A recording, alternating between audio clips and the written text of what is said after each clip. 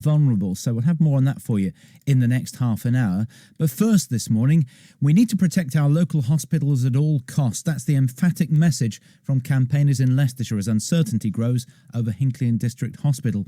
This Victorian hospital was built in 1899. It sits in the heart of the town, if you've never been there, and according to the NHS website, it caters for patients with heart issues, diabetes, and carries out some surgeries. But health bosses have described some of its services as not fit for purpose, and a consultation is now due on its future this summer. No decision has yet been made, but many in the town are worried it would mean that the hospital might close. One of them has been speaking to BBC Radio Leicester's Manish Verma. We need our own medical facilities, and if we lose this, we are never, ever going to get it back. That's Linda Gibbs from Burbage. She's passionate about protecting Hinckley and District Hospital. Why? Well, you have to go way back. My own mother, in the year 1938, fell down and grazed her knee. My grandfather bathed it in Dettol, not knowing that she was allergic to it at the time, and she got septicemia up to her waist.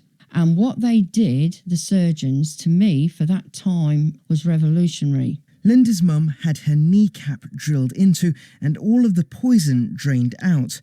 She was then in hospital for a year and she recovered.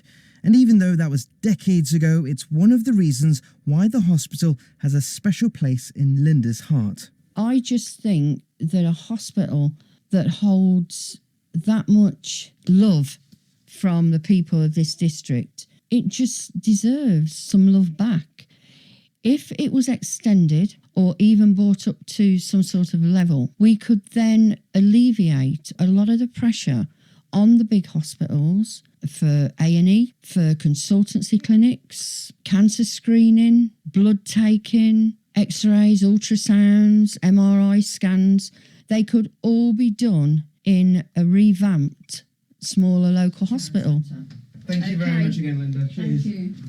But whilst Linda would prefer to see more invested into Hinckley and District Hospital, the reality is that its future is in doubt altogether. The clinical commissioning group responsible has described it as not fit for purpose and is now exploring options as to what happens next. And what with restricted budgets, should this be a decision based on sense rather than sentiment? I think there's a case for both, isn't there?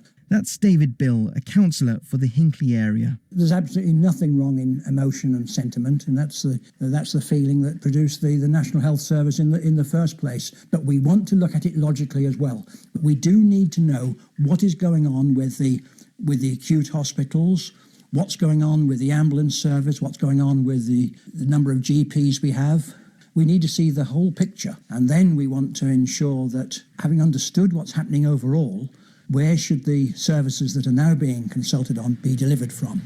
David wants a decision on the hospital to be based on clinical need. But what do people in the town want? Well, more than 1,000 people who've signed an online petition want it saved. But these people I've been speaking to are a bit mixed on the subject. The hospital down there now is probably not fit for purpose. It costs probably too much to run and maintain. Right. It's sad, but it's probably outlived its purpose now. I wouldn't like to lose it at all. I don't like to lose any of the old buildings in Hinckley.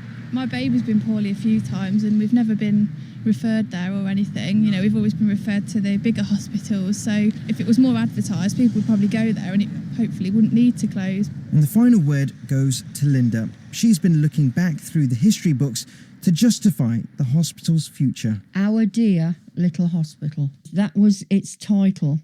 And right up until 1952, they were still calling it Our Dear Little Hospital. It's their hospital. It belongs to the people of Hinckley and Bosworth.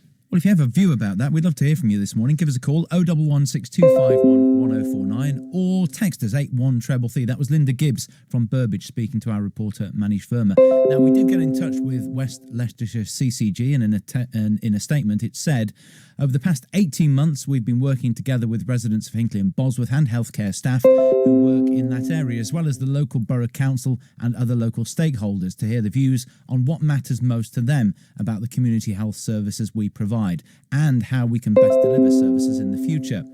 We will ensure that their feedback on the areas we wish to consult on is fully taken into account, as it has been throughout the process, and it'll be used to inform the final questions which go to consultation in the summer. It's BBC Radio Leicester Breakfast for a Tuesday morning.